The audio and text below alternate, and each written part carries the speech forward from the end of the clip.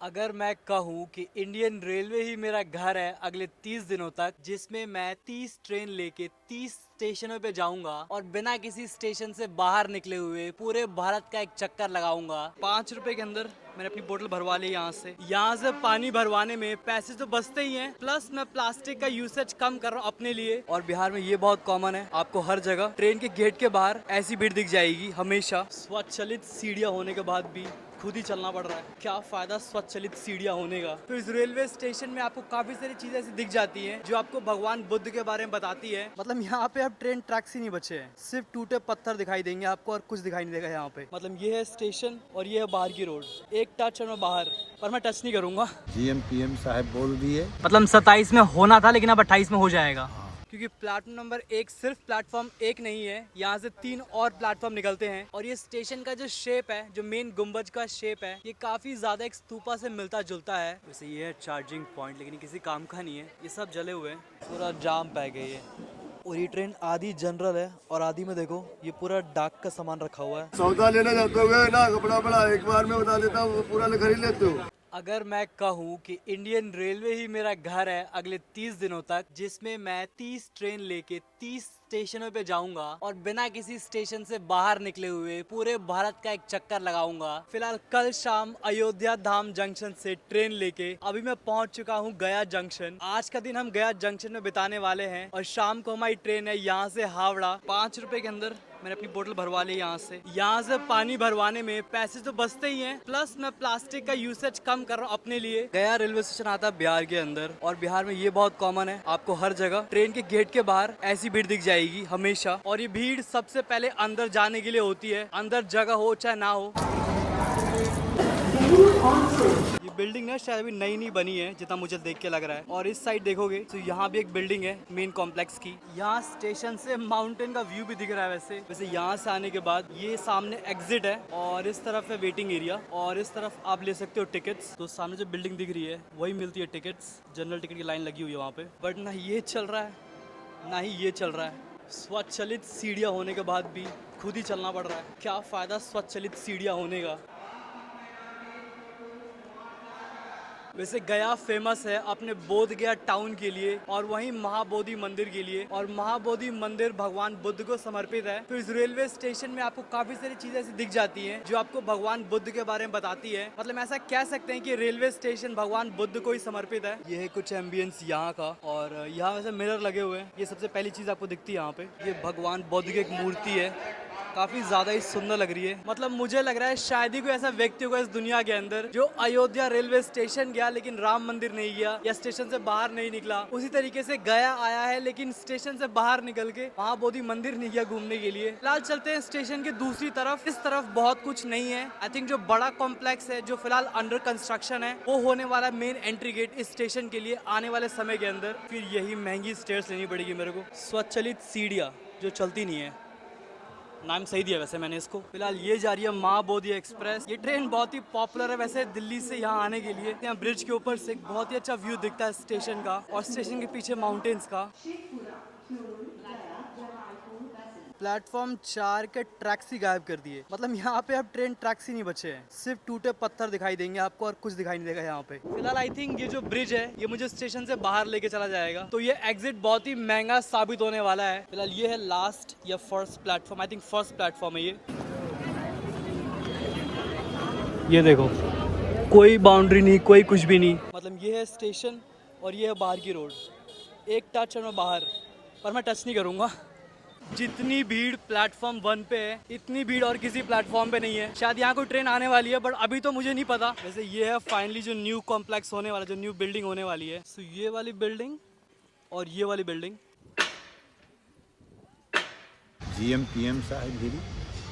GM PM साहब बोल दिए 27 में आपको, हम 28 में सब। मतलब 27 में होना था लेकिन अब 28 में हो जाएगा। हाँ, सब लिखी पढ़ी करके भेज। वैसे गया जंक्शन में प्लेटफॉर्म नंबर 1 बहुत ही महत्वपूर्ण है, क्योंकि प्लेटफॉर्म नंबर 1 सिर्फ प्लेटफॉर्म 1 नहीं है, यहाँ से 3 और प्लेटफॉर्म निकलते हैं। प्लेटफॉर्म 1 के बगल में ही है प्लेटफॉर्म 1A, उसके साइड में 1B एंड 1C। मतलब प्लेटफॉर्म 1 अपने साथ साथ 3 और प्लेटफॉर्म के साथ यहाँ पर है।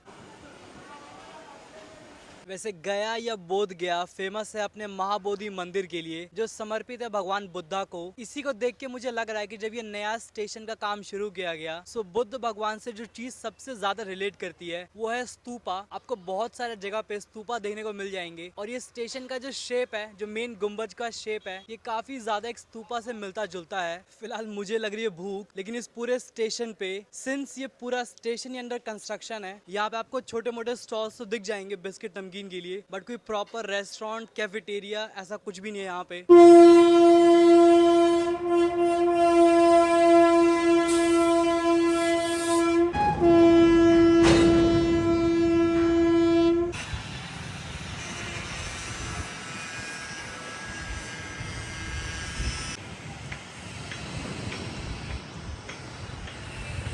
ये स्टेशन यहाँ से देखने में भोपाल के स्टेशन के तरीके से लग रहा है। अंदर जाना वैसे अलाउड तो नहीं है, लेकिन मैं जाऊंगा, पता नहीं क्यों।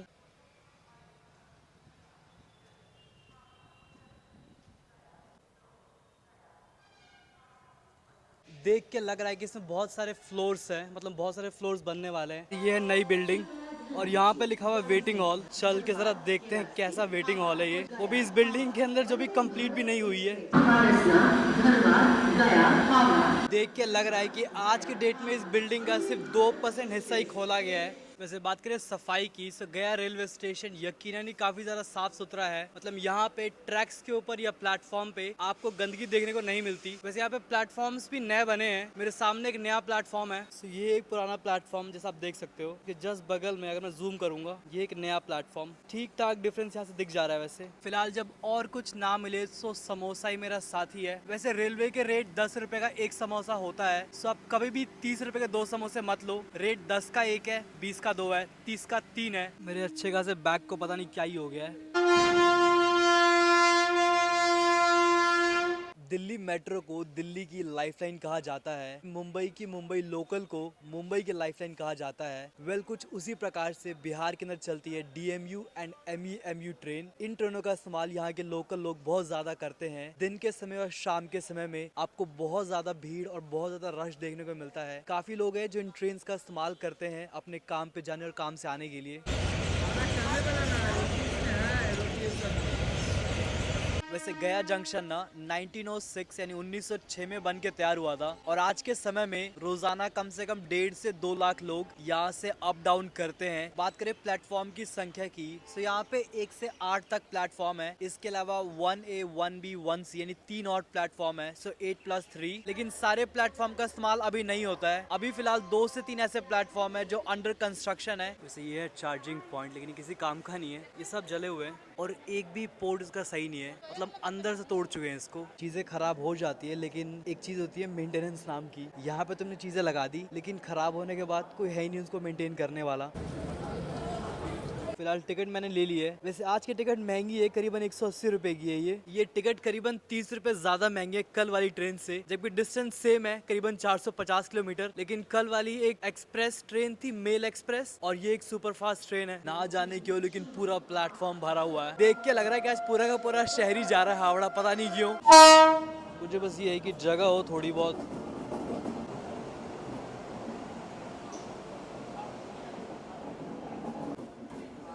पूरा जाम पैक है, ये पूरा जाम पैक है। अंदर घुसने की भी जगह नहीं है इसके अंदर। सो ये तो हाल है आए के जनरल कोच का। 2 कोचेस पीछे भी है, देखते हैं क्या उनमें थोड़ी बहुत जगह है घुसने की। अगर ना हुई तो मैं चुपचाप वेट करने वाला हूँ दून एक्सप्रेस का। गेट ही बंद है, ये देखो लोगों ने गेट लॉक कर दिया है। क्यों ही घुसूं मैं इसके अंदर, ऑलरेडी लोग खड़े हैं। और ये ट्रेन आधी जनरल है और आधी में देखो ये पूरा डाक का सामान रखा हुआ है। ये देखो ये निकल रही है, सिग्नल दे दिया है और ये सामने से दून एक्सप्रेस भी आ चुकी है। ये शायद इस प्लेटफॉर्म पे आएगी। ये अपनी दून एक्सप्रेस आ चुकी है, वो भी निकल ही रही है, उसका भी एंड दिख जाएगा फिलहाल। पर ये कम भरी है, मुझे ऐसा लग रहा है उसके कंपैरिजन में ये कम भरी हुई है। फिलहाल एक बार ट्रेन रुक जाए, मैं कोशिश करता हूँ ट्रेन में चढ़ के कोई सीट ढूंढने की और फिर मिलते हैं आपसे।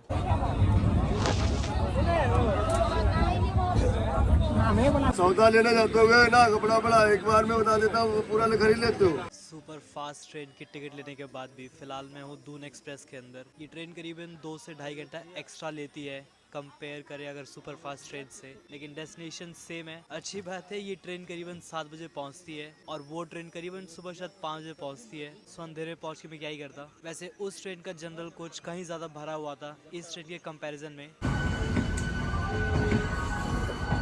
फिलहाल मैं पहुंच चुका हूँ हावड़ा जंक्शन। सफर तो अच्छा था, पूरे टाइम में सोते रहा तो मुझे कुछ खास दिखा नहीं, लेकिन मुझे लग रहा है ये काफी ज्यादा ही खूबसूरत सफर था। मतलब कि ये सफर मुझे दिन में करना चाहिए था, रात में नहीं। फिलहाल यही था इस व्लॉग के लिए, पता नहीं क्यों लेकिन मैं बहुत ज्यादा खुश हूँ। हावड़ा मतलब मैंने सुना है one of the biggest railway station है, बहुत ज्यादा मजा आने वाला है और प्रॉब्लम भी होने वाली है बिकॉज मुझे पता ही नहीं ये स्टेशन शुरू कहाँ से हो रहा है, खत्म कहाँ पे हो रहा है। चलते हैं, घूमते हैं हावड़ा और मिलते हैं आपसे कल। वैसे एक आखिरी बात करें रैंकिंग की, सो आज के रैंकिंग के हिसाब से जो कल का स्टेशन था वो 3rd पोजीशन पे है